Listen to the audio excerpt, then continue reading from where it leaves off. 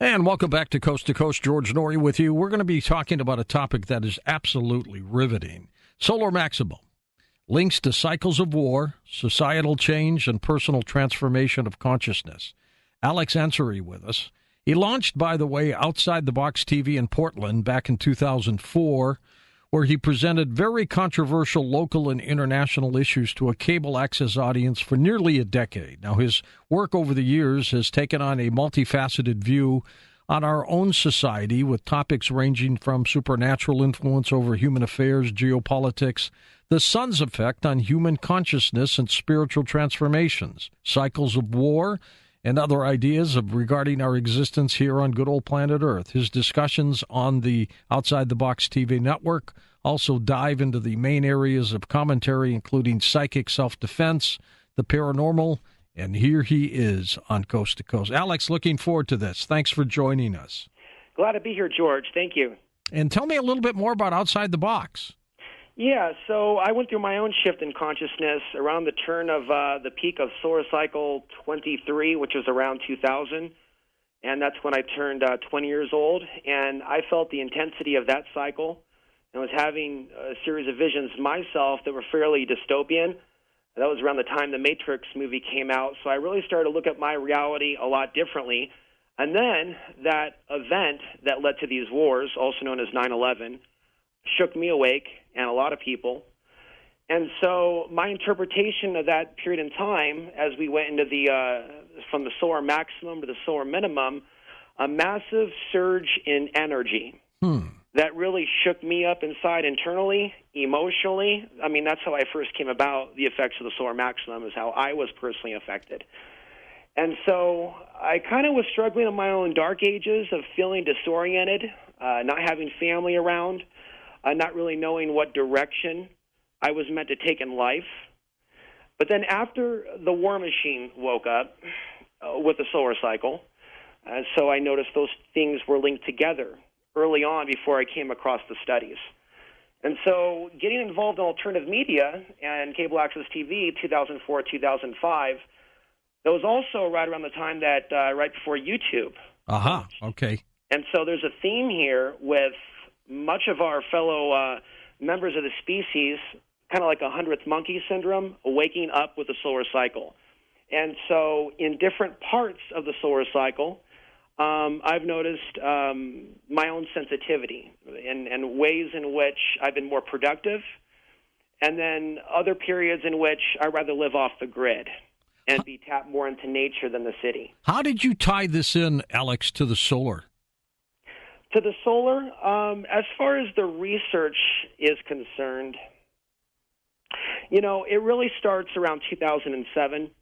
That's the period in which I became convinced that the endgame scenario is a stage-managed World War III scenario. Mm-hmm.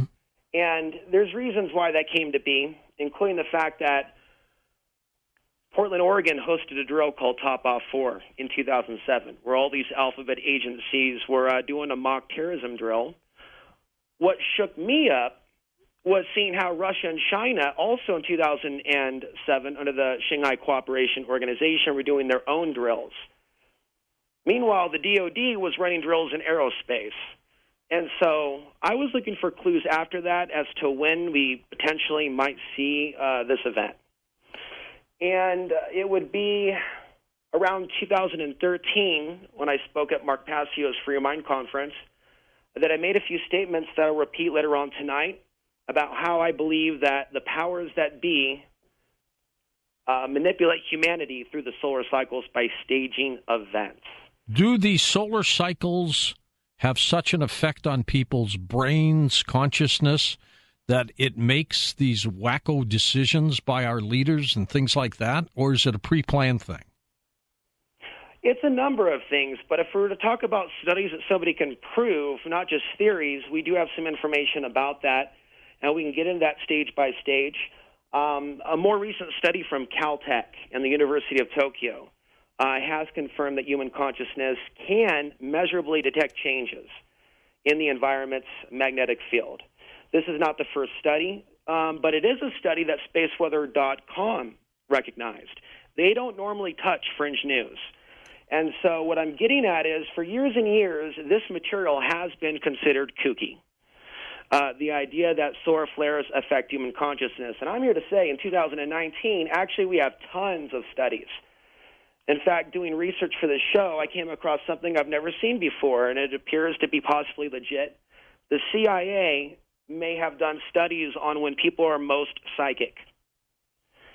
And it appears that when there's changes, according to their study, which includes quotes from a Michael Pessinger, who is heavily involved in research in the West on how we are connected to this Earth's magnetic field on an intimate way. So apparently there's decades of research and studies that most people just simply aren't aware of. And the purpose in me bringing this information forward is to say that if we don't know how we're influenced by the sun, it could be used against us. Oh, that's a good point. I know for a fact, for example, when there's a full moon, right, EMTs have told me they get more calls about more issues than any time in the month. So, there are effects on people's brains. On the topic of moon, they did a study in the year 2000 where they looked at 1,400 people. It was a Finnish study. And they found a sharp increase in suicides around new moons. So before we get, too deep into like studies regarding heart attacks and mental breakdowns, that's one expression of it. So if some people are going to be flooded with ideas and emotions, well, the solution is to learn how to ground yourself, and realize that we're affected by these things and not have a meltdown. But unfortunately, people aren't taught these things. So I've seen through personal experience living in the city of Portland, which is a high energy, the whole West Coast. It sure high is. Energy. Great city. And so that's why I live off the grid, because as we see the rise of 5G, this is something that's going to disrupt us in a big, big way. So we're not just dealing with solar flares impacting the geomagnetic field. Now we're dealing with other things as well. Can this be used for our benefit as opposed to the potential danger with it? Well, it's interesting because there are other maybe unknown effects of the sun, which I've kind of observed. Fads, entertainment, trends, movements, gatherings. It's not really that people are conscious of it. It's that we can literally look on the timeline of periods in which people were like the late 60s, for example. So think about a time and a place, San Francisco, 1967. Okay, so there was massive solar energy at that time. Also, the 70s had a lot of solar energy. 1972, there was a massive solar blast. What's also interesting is we're doing a show right now at a period in time in which all these studies are coming out. Yes, like crazy. Like crazy, absolutely. So I am working to catalog those at solarmaxnews.com so people can find that information for themselves. There's also a slideshow presentation available for free. It's about 260 slides.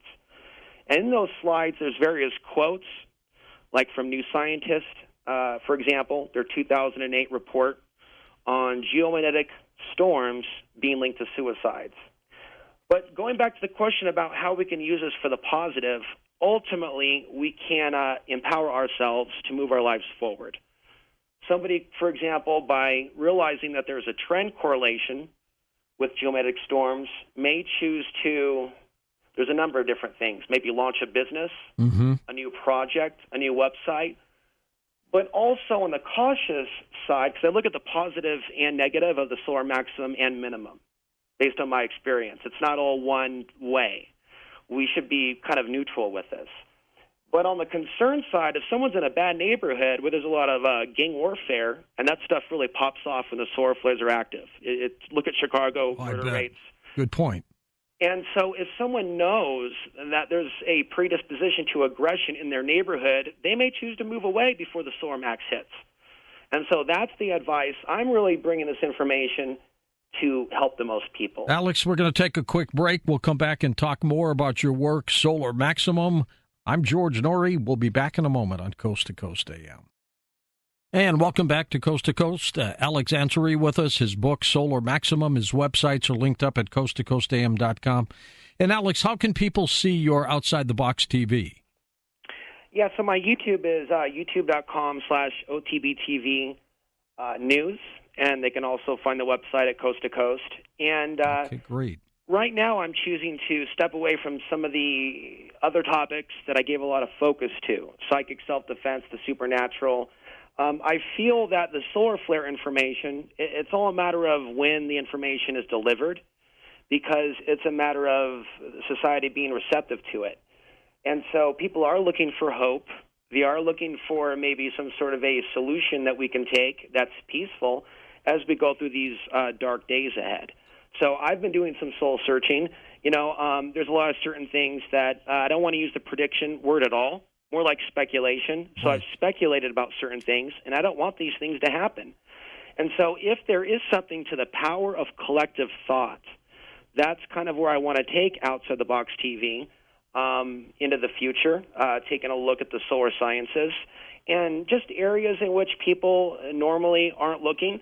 Over the years, the themes have generally been off-grid living, looking at the sun, looking at geopolitics. One thing I learned about the paranormal, one has to stay very strong. If they're going to be going in a direction talking about the archons and rays and UFOs, it's actually something that creates some strange energy in one's life. So by jumping into this stuff young at 24 without knowing any better, I opened myself up to a lot of weird stuff. Well, it's like playing with a Ouija board. Yep. Same kind of thing. And so people are looking for hope right now at a time in which I believe that they want to program us to not have any hope, and by design to be at each other's throats. And, this 5G thing that's being rolled out is in the hundreds of gigahertz, apparently. Yeah. And it's something that our bodies are just not prepared for. I'm a little concerned about that. I mean, these signals are going to be bombarding us from everywhere, aren't they? It is. And so let me just say this briefly. My unique take on the sun is, how do we know that the solar flare kill shot isn't divine intervention when the robot apocalypse is upon us? Or just cut to the chase. We don't. In the end, I think that the sun may be a liberator from a worst-case scenario. Where do we stand with the next solar cycle? What's up there with that? Okay, that's a good place to start, because in looking at where we are now, we're in a minimum, but the next cycle is expected to start anywhere between later on this year to 2020. They expect the peak to be at 2025. And that's where this geopolitical conversation is coming up. It's because of all these things that are taking place in the world. And even if we're in a solar minimum, like we are now, it doesn't mean that it's boring. We're still sensitive to solar flares. The Earth's magnetic field is getting weaker, moving towards Siberia, 30 to 40 miles per year. And so, according to Burl Payne, another researcher on the solar effects, he indicates from his research that we often see the start of wars on the beginning of the sunspot cycle rise. Wow, that's and bizarre. Sometimes on the descent, kind of like right before the centralization of all that energy. And so let me just read something from NASA on the scientific view of the sun. Okay. So they predicted 2025, and they're concerned about the cycle disrupting their Moon and Mars missions. And they claim that the forecast model shows the weakest cycle in 200 years. The maximum of this next cycle, measured in terms of sunspot numbers, could be 30 to 50% lower than the recent one. They've also looked at, over time, by the way, the sun's grand conveyor belt speed as a factor to try to predict the next cycle's intensity. So we have a weakening Earth's magnetic field. We're right now being increasingly affected by cosmic rays from weather balloons. In Northern California, they've detected an 18% increase since 2015.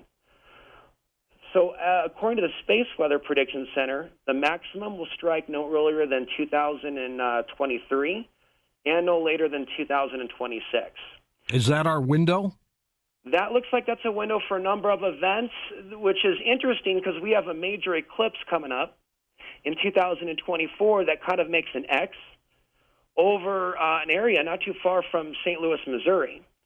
And so there's a few blogs out there that are talking about this mysterious X from the 2017 total solar eclipse and the 2024.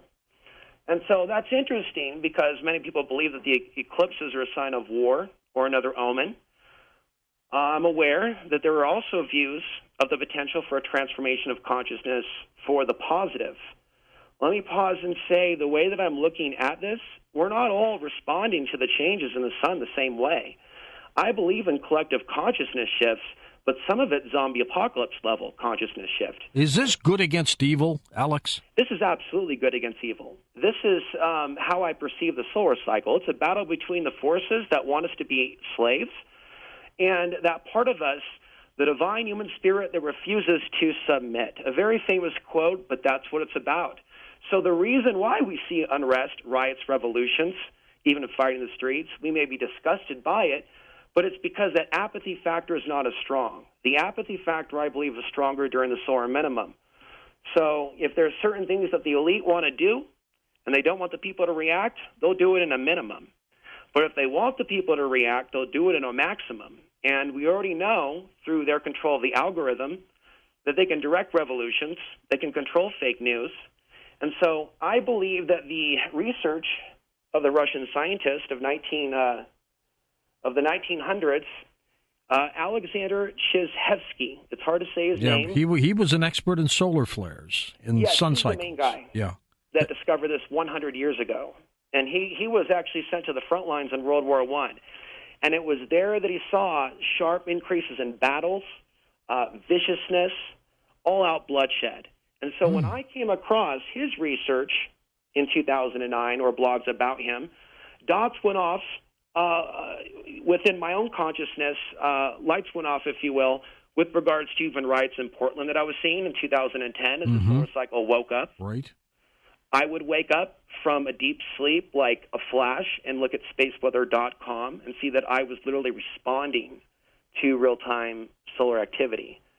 So it would be in that period about 10 years ago that I started looking at my own sensations, direct correlations, and looking at how the thesis of Alexander Chizhevsky, and he is someone that was locked up for his ideas. Yeah, he died in 1964, pretty penniless, I think. He did. After penniless, he had an illness, but it would be after that Russia would recognize his work. In fact, today they give medals in his name. And so, there is this history, it's a little disturbing, of solar researchers from Galileo to a number of people, a certain level of persecution. Now, when we hit the solar minimums, Alex, what happens? People calm down?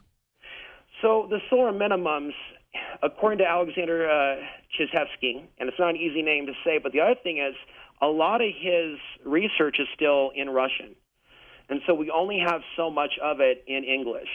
But he did find that the minimum portion, and I found this out as well, has more of a calming, less emotional overtone. I personally have gotten way more work done. We're having this conversation in a solar minimum that some people call a deep solar minimum. And it looks like the government did do a study on the effects of remote viewing and when it was most effective. And so this is very, very interesting that there's a sense of balance at play with both of the cycles. So if someone was aware of this, they could strategize to try to get more things done in the quiet before the storm. Sometimes we need that quiet to get something done. Or I'm wondering if there's a way to maximize the storm to our benefit. Maximizing the storm to the benefit. I mean, all of this power that is coming from these solar storms, if we could harness it somehow. If we're getting on a metaphysical level, as far as collective consciousness and stuff, sure. That is something that I actually am beginning to explore more of. So Burl Payne did some studies back in the 80s to see if mass meditations could quiet sunspot activity. And somebody could say, why would somebody want to quiet sunspot activity? To maybe quiet the storm during a period in which people are killing each other and being affected in an adverse way. He was mocked for some of his studies because they were also trying to affect Skylab in the late 70s. Mm-hmm. But I would say just because that may not have worked, maybe it wasn't meant to. And so when we look at Dion Fortune, okay, and I saw some references to her on the Coast to Coast webpage on a day in which I felt like looking into more of her work. Mm-hmm. Timing. Right. So I'm not encouraging reckless magic. I think that a society, if they were to collectively turn to the Creator in a time of national emergency or invasion, if they are of high moral caliber and they're not totally corrupted, that their prayers may be answered. But people just trying to work the elemental forces without bringing God into it and maybe doing nefarious things themselves, I think that just brings bad luck. Well, Alex, we're in a solar minimum now, right? Mm-hmm. Why does it seem that so many things are tense? I mean, this situation with Iran is tense. North Korea is tense. Russia, it's getting tense. Mm-hmm. It just feels like something's going to explode. I mean, I can feel it. I was at a luncheon today, and 75% of the people in the crowd feel something. I don't know what it is. We don't know if it's good or bad. But if we're in a minimum, what's going to happen when we're in a maximum? Right. And so we are not always bombarded with cosmic rays, but certain areas on the planet have certain levels of magnetism, for example, based on elevation. And so certain areas may be hit with more of this radiation, and people could be reacting to it, radiation from the cosmic rays, other things, as well as a weakening Earth's magnetic field. So even during a solar minimum, people could be driven a little bit crazy. As far as the technology, it's not natural even for the 5G, or the 4G rather, and some of the other technologies that have become so normal. So those things are going to catch up. In this minimum, by the way, there are some crop losses that have a lot of people concerned. Of course, you've had suspicious observers on. There's many channels that specifically focus on between now and 2030. So, when we talk about UV radiation and other things that are taking place, they do admit health risks from these high-energy particles. Oh, sure. But there aren't any actual studies that I know of specifically on cosmic rays. But here's what I can say. I've watched all the things taking place in my hometown regarding Portland, Oregon's unrest. And ever since 2015, it's just gotten worse. Are you using Portland as like a template with this? It's been a big template within outside the box. I have used it as the micro for the macro of the fallen world. Yes. It's a beautiful city, but it's a city where like a lot of micro-social ills can be found within the so-called progressive image that a lot of people want to hold up. It's actually a city with a lot of problems. I hear the homeless is out of control. Oh, all across the West Coast. And, this gets into solutions regarding dealing with solar flares, wars. Off-grid living is not allowed as it used to be, including overnight parking. As more people become homeless, more overnight parking signs are popping up. And America needs to put aside its political differences and realize that, in my opinion, no one politically is standing up for the homeless and recommending solutions other than the welfare state, so-called affordable housing, Section 8. It goes on and on. Alex, hold on for a sec. We'll take a quick break. Let's come back, talk more about this and these solar flares. And also, we'll take phone calls next hour on Coast to Coast AM.